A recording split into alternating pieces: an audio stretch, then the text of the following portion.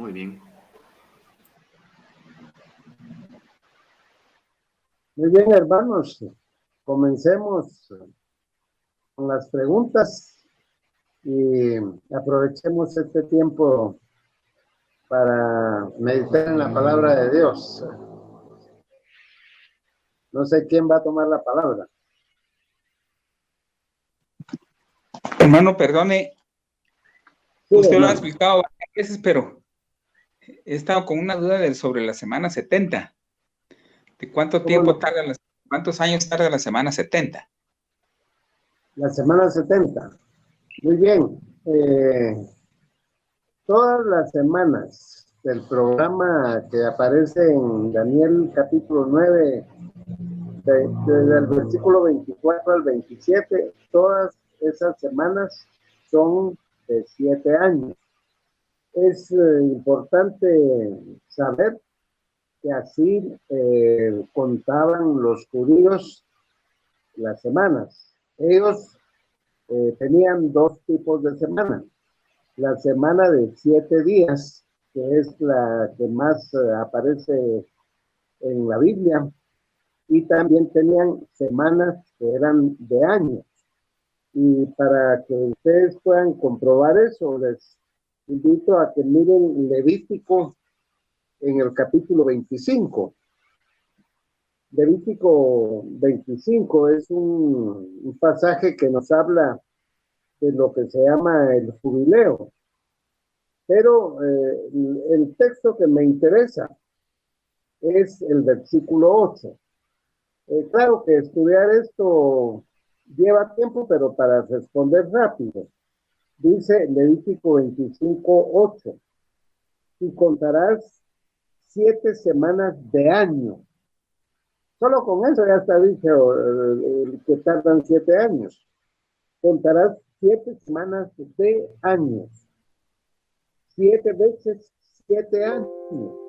De modo que los días de las 7 semanas de años vendrán a serse 49 años. Espero que eso se eche de ver bien ahí, que hay semanas de años. En griego, cuando se habla de estas semanas, se les llama hebdómadas a las 70 semanas de Daniel. Pero para que miremos la duración de la semana 70, que es la pregunta del hermano Otto, miren en Apocalipsis capítulo 12. Apocalipsis capítulo 12 aparece de varias maneras. Este tiempo lo vamos a ver ahí. En el versículo 14, Apocalipsis 12:14, dice, y prendieron a la mujer las 2 alas de la gran águila. Esa mujer que está aquí es el pueblo de Israel, pero no es esa la pregunta, es la duración de los años, para que volase de delante de la serpiente, que es Satanás, al desierto, a su lugar donde es sustentada, y aquí viene lo que tenemos necesidad de ver. Es sustentada por un tiempo y tiempos y la mitad de un tiempo. Ahora, ese es el primer versículo, tal vez es un poquito difícil de entender, pero vamos a entender con todo lo demás. Cuando dice ahí tiempo, se refiere a un año. Y cuando dice tiempo, se refiere a 2 años. Y la mitad de un tiempo. Entonces, si hacemos las cuentas ahí, son 3 años y medio, que es lo que dura la gran tribulación. Porque la gran tribulación es la mitad de la semana 70. Ahora, vamos a otro versículo, pero este es en el capítulo 13. En el capítulo 13 vamos a ver en el versículo, quiero encontrar el versículo que habla de que el anticristo va a reinar 42 meses. Si alguien lo mira rápidamente, porque es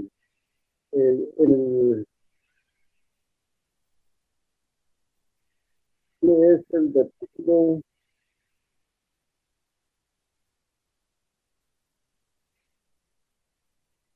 Perdón, sí es el capítulo 13, pero vamos a regresar al capítulo 12, porque encontré otro versículo. Dice en el versículo 6, hablando siempre del pueblo de Israel, y la mujer huyó al desierto, donde tiene un lugar preparado por Dios para que allí la sustenten por 1260 días. Ahora se nos da en días la misma duración. Lo que vimos en el versículo 14 de tiempo y tiempo y la mitad de un tiempo, aquí en el versículo 6 dice, para que ahí la sustenten por 1260 días. Si nosotros dividimos 1260 días entre 360 días que tiene el año judío, nos va a dar 3.5, o sea, 3 años y medio. Y entonces ya ahí podemos ya verlo en días. El texto que se me pierde es el que son 42 meses. Si alguien pero es aquí en el capítulo 12 y 13 de Apocalipsis. Si alguien lo pudiera encontrar rápido, que son 42 meses. ¿Cómo es el versículo, hermano? Que el anticristo se le dio poder para dominar el mundo 42 meses. La palabra que deben buscar es 42 meses. Así, es el versículo 13:5. También se le dio boca que hablaba grandes cosas al anticristo y blasfemias, y se le dio autoridad para actuar 42 meses.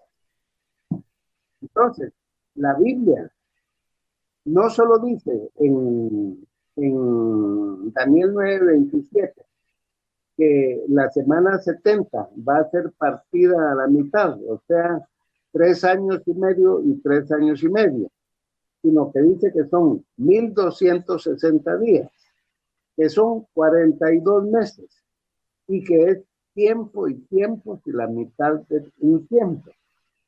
Los 42 meses es fácil porque son 3 años y medio. Cada año son 12 meses, 24 meses, 36 meses y los últimos 6 son 42 meses. Entonces son 3 años y medio. Hermano, la duración de la semana 70 es de 7 años. Pero aquí se nos da la mitad, que es la gran tribulación. Entonces, no sé si queda claro ahí que son 7 años. Levítico 25 habla claro de semanas de años. Ellos tenían semanas de días, igual que nosotros. Pero estas semanas de la profecía son de 7 años cada semana. Entonces, el programa de la semana 70 realmente tarda 490 años. De eso ya se cumplieron 483. Desde que se empezaron a contar en el año 445 a.C. hasta el día que Jesús entró montado en un pollino, se terminaban 483 años. Allí se suspendió la historia de Israel, entró la iglesia, ya que ya lleva 20 siglos, y lo que le queda a Israel es una historia de 7 años, que es la semana 70. No sé si con eso ya captan, hermanos. Estos son temas, les soy sincero, que no son fáciles porque hay que estar sumando y multiplicando y A veces la matemática cuesta un poquito más que los conceptos sencillos, ¿verdad? Sí, sí, hermano, Pero gracias. Ahora sí ya lo comprendí. sí, Ahora sí lo comprendí. y con la información que da Apocalipsis, que da la mitad de la semana, o sea, la gran tribulación, ahí se ven bien, los 42 meses son 3 años y medio, hermano. Sí, Entonces, esa es la mitad de la semana 70. ajá. Entonces, la semana completa tarda 7 años. Ah, claro, gracias, le agradezco. Muy bien. Sí, así Otra estamos bien. este tema de la semana o de las 70 semanas de Daniel va a ser uno de nuestros temas de conferencia que vamos a dar para explicar detalladamente ese programa. Sí, solo así se comprende. Sí, Sí, muy bien. gracias. Sí, hermanos, sigan preguntando, aprovechemos el tiempo, hermanos. Bueno, yo también quiero preguntar algo acerca y también es de Daniel. ¿Cómo no? También es de Daniel capítulo 9, como los contrarios a la visión de la gran tribulación. Hablan de que ellos en el capítulo, ¿qué sería? Por ejemplo, Daniel 9:27, donde dice que por otra semana confirmará el pacto con muchos y en la mitad de la semana hará cesar el sacrificio y ofrenda. Ellos ahí ven que quien está ahí es Jesús, que fue quien hizo cesar el sacrificio del templo y todo, ¿verdad? Porque ya entramos en la dispensación de la gracia. Ellos ven que es Jesús el que está aquí, quien ya abolió, ¿cómo es? Ya cumplió la ley y ya no se hace más sacrificio en el templo. Ellos ven ahí a Jesús. Otra cosa que dicen ellos es que no ven por ninguna parte que haya una separación entre las semanas 69 y las 70. Que no la encuentran. ¿De dónde la podríamos nosotros encontrar esa separación aquí, hermano? Muy ¿O de bien. dónde es que la sacamos, va? Buena pregunta, hermano Pedro. Muy buena pregunta. Y qué bueno que ese concepto lo traigas a colación, porque la vez pasada en las preguntas tú y dijiste que el dispensacionalismo lo inventaron unos jesuitas y todo, y yo les dije que el libro que estas personas tiene datos equivocados y que es algo que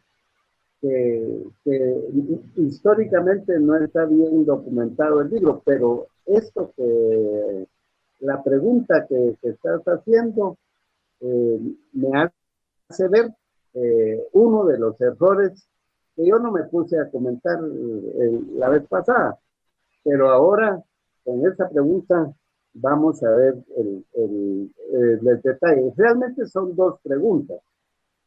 Una es que si el que está ahí es Jesús y que él le pone fin a los sacrificios del Antiguo Testamento con su sacrificio en la cruz, que eso se oye hasta muy bonito, como que fuera así, y que él es el que hace cesar el sacrificio y la ofrenda. Y la otra pregunta, por lo que veo, es que no se ve eh, que haya espacio entre la semana 69 y la 70. Son dos preguntas realmente. Vamos a ver lo que dice el versículo 27, Daniel 9:27. Y por otra semana, o sea, otros 7 años, confirmará el pacto con muchos. Y yo les expliqué la vez pasada que el que va a hacer ese pacto es el anticristo, no es Jesús. A la mitad de la semana hará cesar el sacrificio y la ofrenda. Y Dios dice que es Jesús el que hace cesar el sacrificio y la ofrenda porque con su sacrificio ya no se tenían que seguir haciendo sacrificios. Entonces, hay una cosa. Primero, hay que identificar bien al príncipe que ha de venir. Porque ellos dicen que ese príncipe que ha de venir es Cristo. Porque Él es el que va, según ellos, a confirmar el pacto y a cesar el sacrificio de la ofrenda. Se entiende que eso es lo que están diciendo. Ahora, en el versículo 26 dice, y después de las 62 semanas se le quitará la vida al Mesías. Ese sí es Cristo, mas no por ti. Y el pueblo de un príncipe que ha de venir destruirá la ciudad y el santuario. Ellos están diciendo que Cristo, el pueblo de Cristo, va a destruir la ciudad y el santuario. Eso no es correcto. El pueblo de un príncipe que ha de venir es Roma. Y el príncipe que ha de venir es el anticristo, pero ha de venir en el futuro, en la semana 70. Entonces, solo una cosa, sí, perdón. Eso sí, de destruir la ciudad y el santuario, ellos dicen que fue la destrucción del templo, ¿no? y Jerusalén en el 70. eso dicen ellos. Así es. Pero te hago una pregunta. Si Cristo es el príncipe que ha de venir, el pueblo de él destruyó la ciudad y el santuario. No, ahí es donde no tiene sentido, ¿verdad? Es lo que... No tiene sentido porque Roma, el pueblo que destruyó. Y lo que sí es cierto, bíblicamente, es que del imperio romano va a salir el anticristo en el futuro. Por eso dice el pueblo de un príncipe que ha de venir, pero 1000 o 2000 años después, no en ese momento. Pero el pueblo que destruyó a Jerusalén y al templo fue Roma en el año 70. Entonces, el pueblo ya está descartado. Israel no destruyó la ciudad y el santuario. Ellos fueron las víctimas. Bueno, ese es un punto. Y dice, hay algo más que tenemos que ver aquí. Cuando dicen después de las 62 semanas, estas 62 semanas es porque hay 3 grupos de semanas en las 70. Primero hay 7 semanas, luego 62 semanas y luego otra semana. Así está dividido. Lo podemos comprobar también en el versículo 25 dice, ¿sabe pues qué entiende? Que desde la salida de la orden de restaurar y edificar a Jerusalén hasta el Mesías príncipe, o sea, esos 483 años, habrá 7 semanas, un periodo de 7 semanas y 62 semanas, o sea, 69. Y es interesante que entre las 7 semanas y las 62 semanas no hay ni un día de diferencia, sino se acaban las 7 semanas y empiezan las 62 semanas. No hay hechos ni acontecimientos ni nada ahí, pero entre las 62, que ya son 69 sumándole las primeras 7, sí hay acontecimientos. Dice, y después de las 62 semanas, después se le quitará la vida al Mesías. Esto ocurrió. Cristo, el día que Cristo entró montado en el pollino a Jerusalén y que le dieron la bienvenida a los judíos, ese día se terminaban las primeras 69 semanas y pasaron 5 días para que le quitaran la vida al Mesías. Sí fue después, 5 días después. Entre las 7 y las 62 no hay ni un día. Se termina las 7 y 62. Pero entre las 60 y las 70, o sea, ahí sí hay 5 días. Pero algo más, dice, se le quitará la vida al Mesías. Eso la muerte de Cristo ya no está dentro de las 70 semanas, está 5 días después de la 69.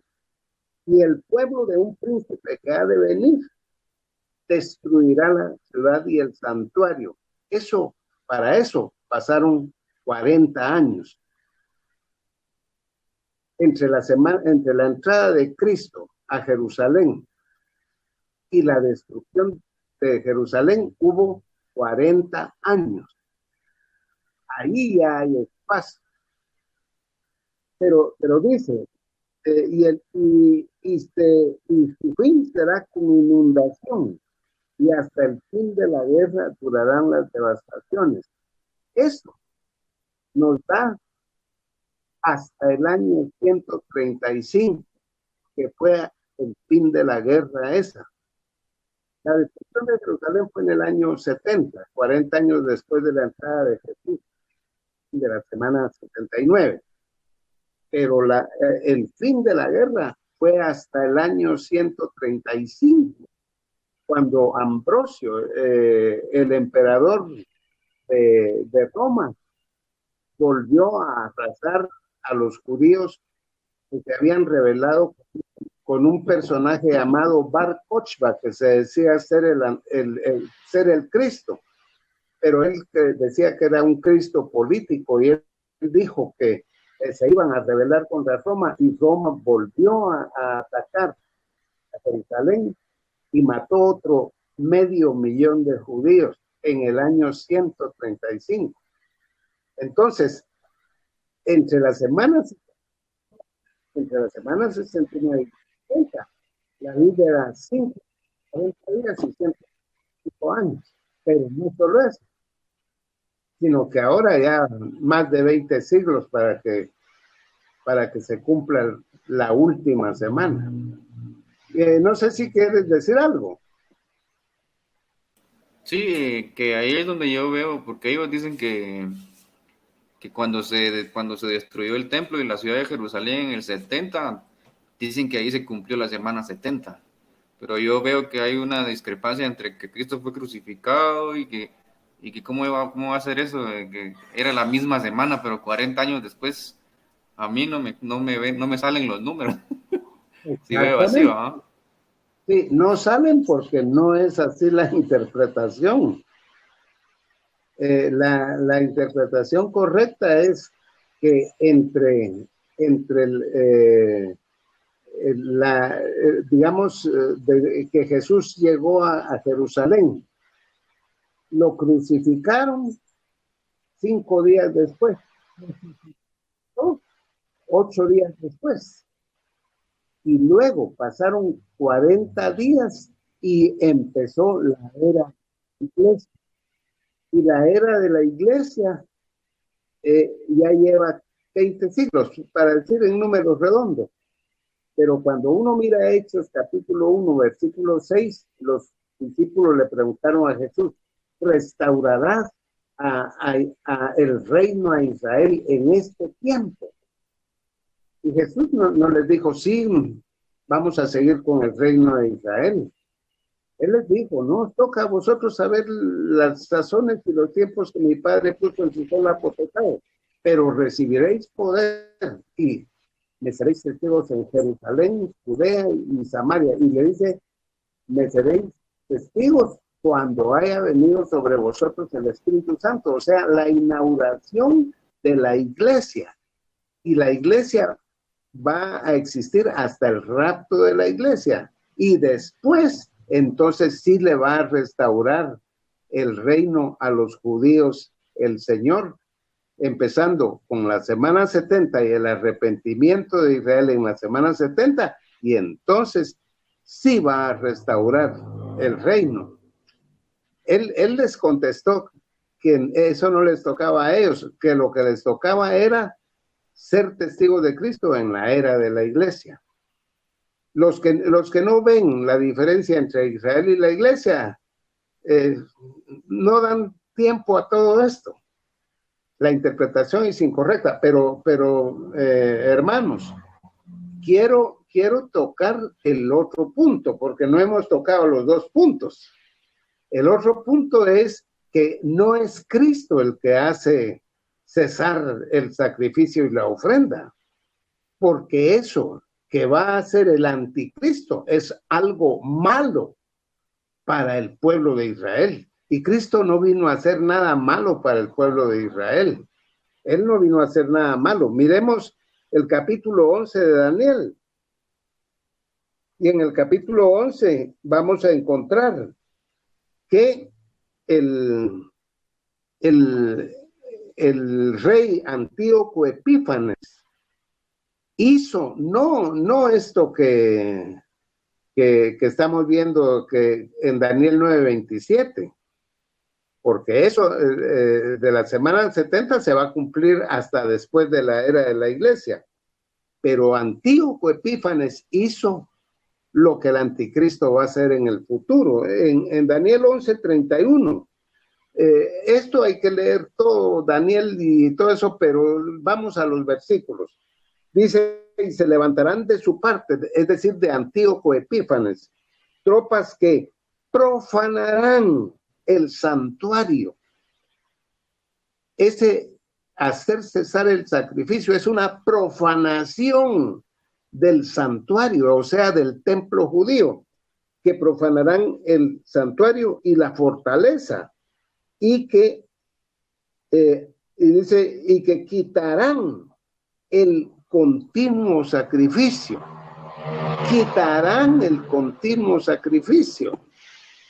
O sea, harán cesar el sacrificio. ¿Qué sacrificio? El sacrificio que hacían los judíos a las 6 de la mañana y a las 3 de la tarde todos los días, sin parar. Ellos hacían eso desde que se estableció el tabernáculo hasta los días de Cristo hicieron eso. Y es más, cuando los judíos, cuando Cristo murió y que se rasgó el velo del templo y todo, ellos nos dijeron, ya el Mesías murió y ya no hagamos nada. Los 40 años que Roma no destruyó el templo y la ciudad, esos 40 años desde que Cristo murió hasta el año 70, ellos siguieron haciendo el sacrificio a las 6 de la mañana y a las 3 de la tarde. Lo siguieron haciendo. Y algo, pero espero que miren bien que dice que profanarán el santuario, es una profanación, y quitarán el continuo sacrificio y pondrán la abominación desoladora. ¿Cómo fue eso? Cuando lo hizo Antíoco. Antíoco quería que los judíos se helenizaran, o sea, que se volvieran con costumbres griegas. Y no solo, ya no pudieron hacer el sacrificio por muchos años, ya no pudieron hacerlo, sino que él sacrificó en lugar del cordero y todo lo que ellos hacían, sacrificó una marrana en el templo judío y metió una estatua de Zeus, el padre de los dioses de Grecia, para ser adorada ahí. Eso fue una profanación, quitar el sacrificio judío y meter una marrana para ser sacrificada, era una burla. Y dice que pondrán la abominación desoladora.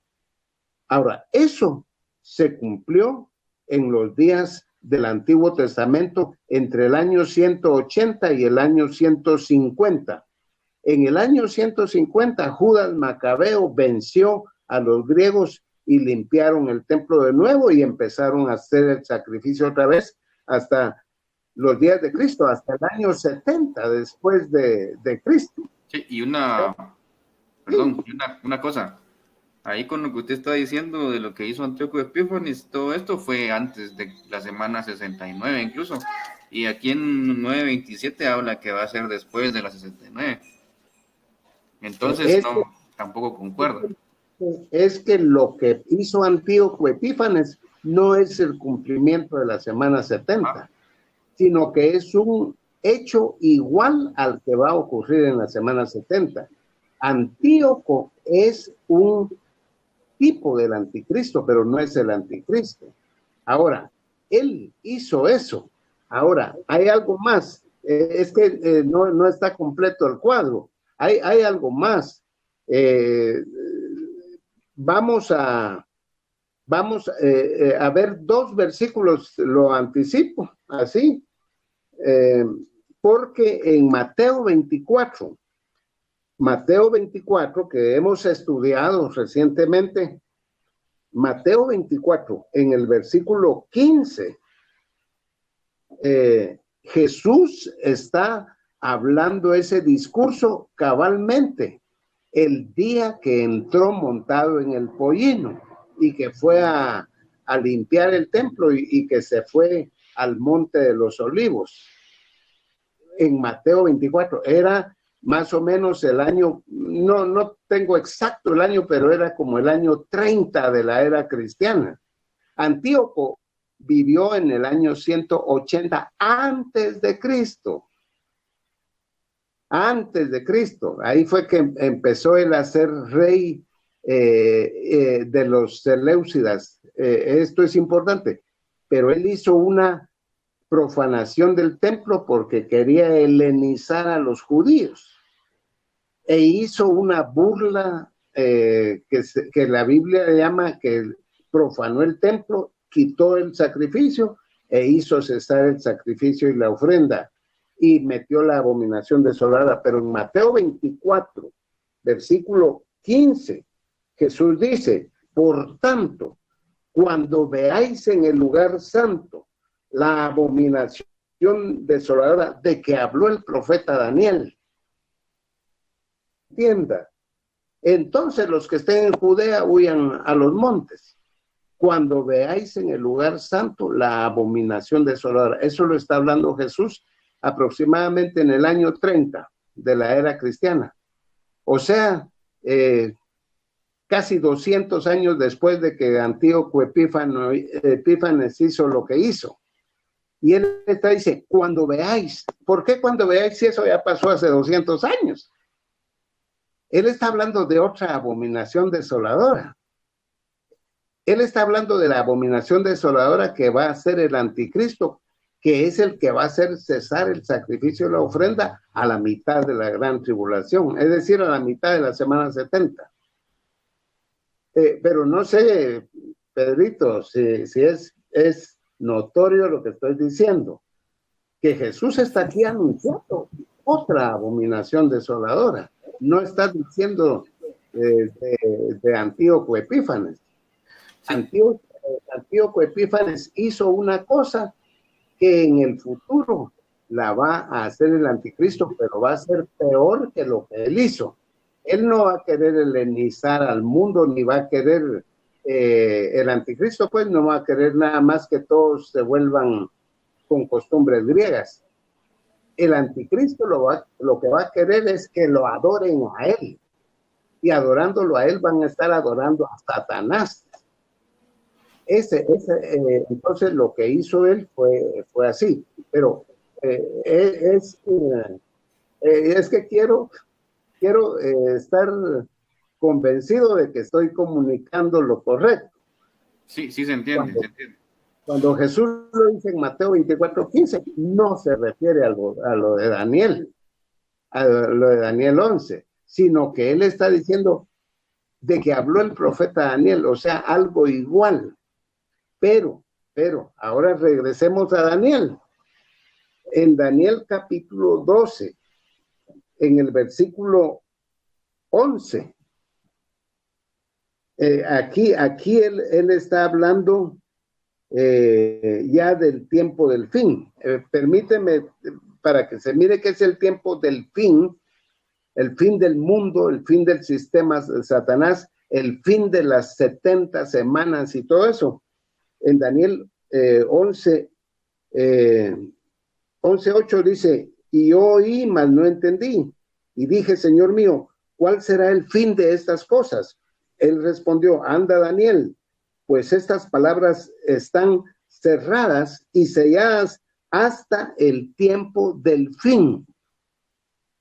Muchos serán limpios y emblanquecidos y purificados, y los impíos procederán impíamente, y ninguno de los impíos entenderá, pero los entendidos comprenderán. Y dice, y desde el tiempo que sea quitado el continuo sacrificio, pero en el fin, ya en el fin del sistema malo, en el fin del mundo, ya lo que le preguntaron los discípulos a Jesús, ¿qué señal habrá de tu venida y del fin del mundo?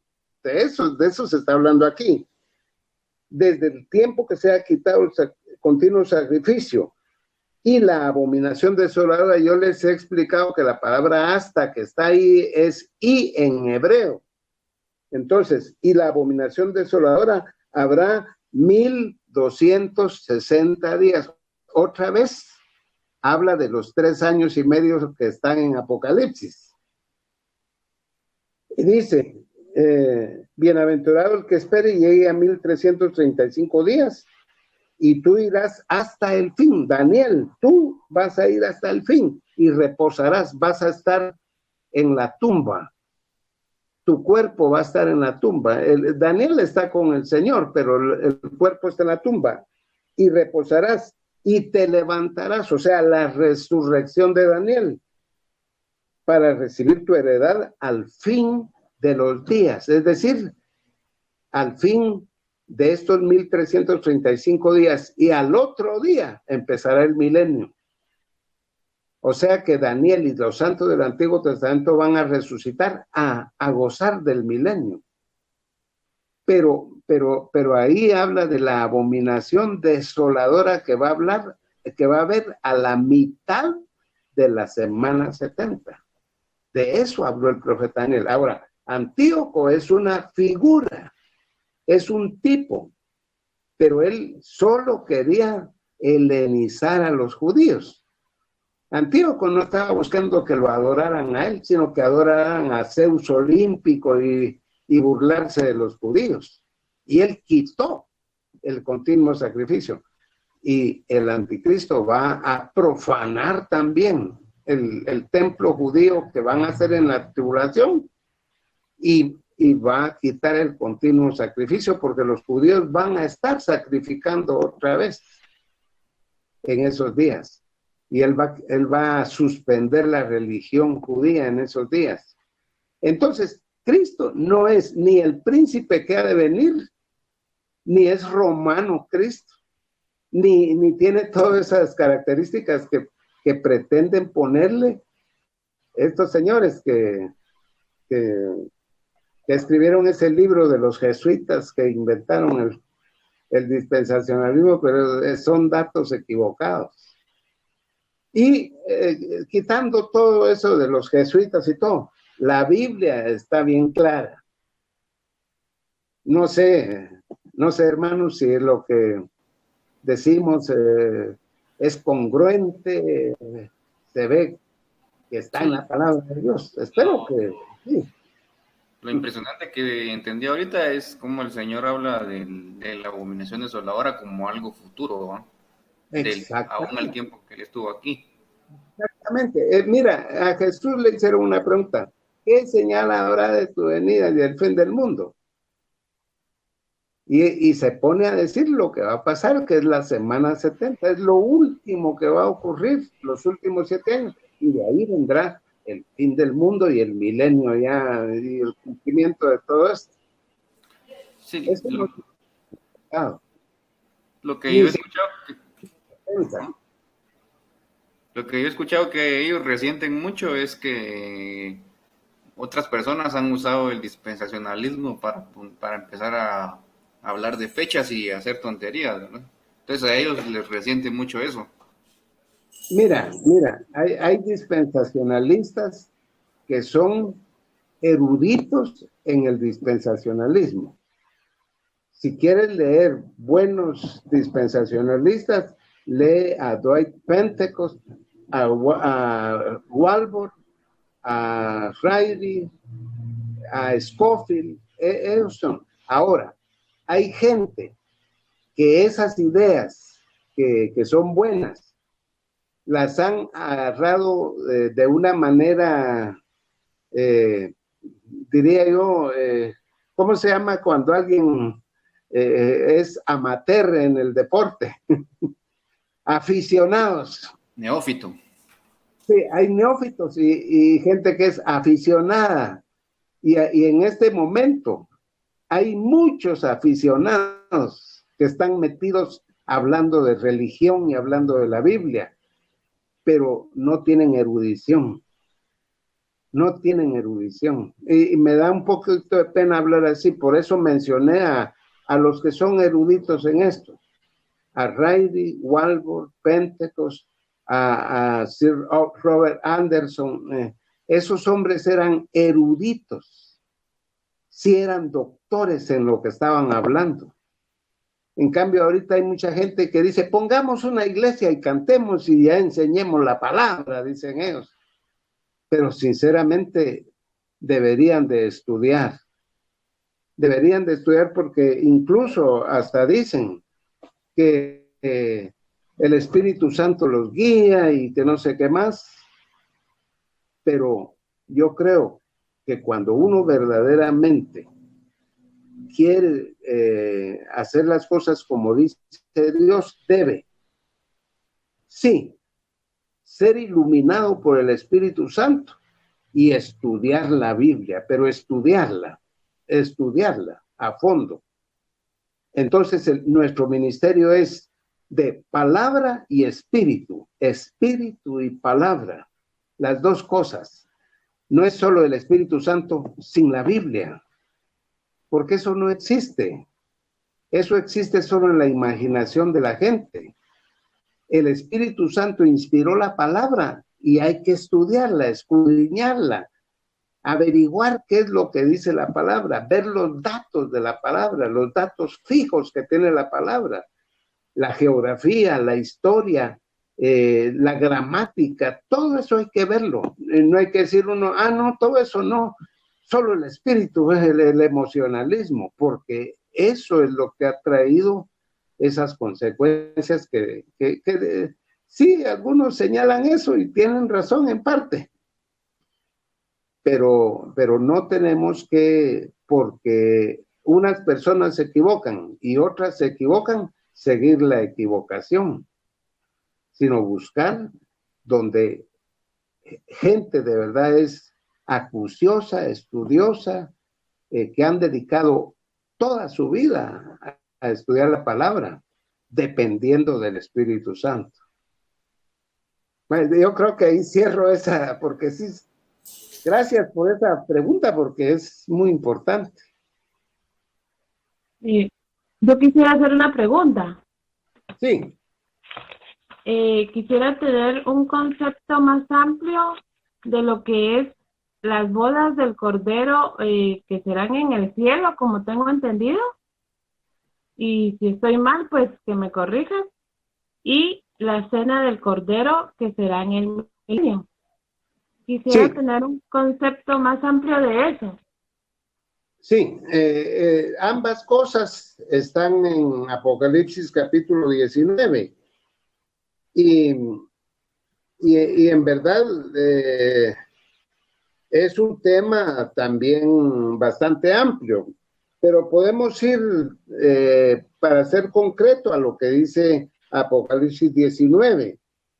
En el versículo 7, Apocalipsis 19, 7, dice, gocémonos y alegrémonos y démosle gloria, porque han llegado las bodas del Cordero y su esposa se ha preparado. Ahí es la iglesia, la esposa de Cristo. No es Israel, no es ningún otro pueblo, es la iglesia de Cristo. Y cuando esto ocurre después del rapto en el cielo. Ahí es donde ocurren las bodas del Cordero. Dice, y a ella se le ha concedido, es decir, a la iglesia, que se vista de lino fino, limpio y resplandeciente, que es el vestido de novia que lleva la iglesia, pero aquí es espiritual, porque el lino fino son las acciones justas de los santos. Como es figurativo, el vestido de la iglesia son las obras justas de los santos, no es literalmente una tela, pero eso va a ocurrir en el cielo. Para eso es que es el rapto de la iglesia también. Porque, quiero decir, el rapto es parte del matrimonio de Cristo con la iglesia. Y esto es importante porque la iglesia es el pueblo de Dios en el Nuevo Testamento, no en el Antiguo Testamento. En el Antiguo Testamento era Israel, pero las bodas del Cordero es de la gente que ha creído en el Señor desde el día de Pentecostés, el año en que Cristo murió y resucitó. Ese año, el Pentecostés, vino el Espíritu Santo e inauguró la era de la iglesia, que termina con el rapto de la iglesia. Ahora, el rapto es lo que ocurre ya para que ocurran las bodas del Cordero en el cielo. Ahora, en el versículo 9 dice, y el ángel me dijo, escribe, bienaventurados los que son llamados a la cena de las bodas del Cordero. Y me dijo estas son palabras verdaderas de Dios. Esos que son llamados a las bodas del Cordero son los judíos que en la gran tribulación van a sobrevivir y van a entrar al milenio. Y también son los santos del Antiguo Testamento, como Daniel, que va a resucitar un día antes de la inauguración del reino. Él es invitado a las bodas del Cordero también, y todos los santos del Antiguo Testamento, porque el milenio es la cena de las bodas del Cordero. Las bodas van a ocurrir en el cielo, pero la cena va a ser una cena de 1000 años. Es que todo esto es figurativo. Entonces tenemos que distinguir entre las bodas, que ahí sí somos nosotros la iglesia que vamos a estar con Cristo en el cielo. Primero ocurrirá el tribunal de Cristo y luego serán las bodas del Cordero. Eso lo quiero explicar ampliamente en un estudio que voy a dar. Pero la cena es ya cuando Cristo baja con la iglesia a la tierra y durante 1000 años se establece el reino de Israel, que para Israel es el reino de Israel, pero para la iglesia es la cena de las bodas del Cordero. Es una gran recepción que va a haber de 1000 años. Y es interesante, solo quiero decir esto. Cuando dice, bienaventurados los que son llamados a la cena de las bodas del Cordero, no somos nosotros. Nosotros somos la novia. Nosotros somos la iglesia, somos la esposa. Y Cristo y la esposa son los anfitriones de la boda, de la cena. Todos los invitados son los redimidos de todas las épocas, desde Adán hasta el último, que van a entrar al milenio ya resucitados, y los que sobrevivan a la gran tribulación con cuerpo normal, todos ellos estarán en la cena de las bodas del Cordero. Solo quiero terminar diciendo esto. La costumbre judía del casamiento empezaba desde que los padres iban a pedir a la novia, a pedirla, y entonces cuando la pedían le llevaban joyas o dinero, algo a la novia. ¿Se acuerdan que Abraham, cuando buscó esposa para Isaac, fueron a traer a Rebeca y le pusieron aretes y brazaletes, y eso era la dote? Y entre eso y el tiempo en que el hombre ya se iba, por decirlo así, de luna de miel con la esposa, había un tiempo que se llamaba esponsales, que era 1 año, por lo menos, como cuando José y María estaban en ese tiempo que Jesús vino a la tierra. Ellos estaban los esponsales, no se habían conocido sexualmente.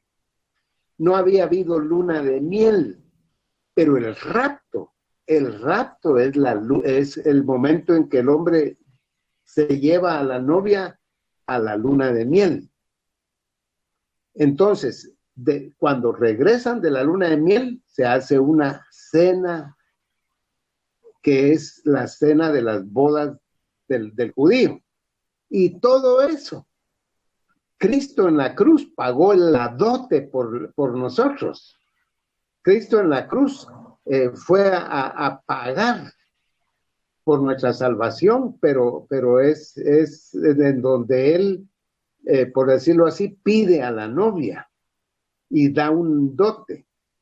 Y el rapto de la iglesia es ya cuando el novio se va de luna de miel con la novia. En la Biblia hay tanto que aprender, hermanos, porque dice la Biblia que el amigo del esposo sí sabe que él se la llevó, porque los padres ya saben que al año, en cualquier momento, se puede ir su hija sin avisar, pero hay un amigo del esposo que sí sabe, y porque a él le deja dicho el esposo y la esposa que se fueron.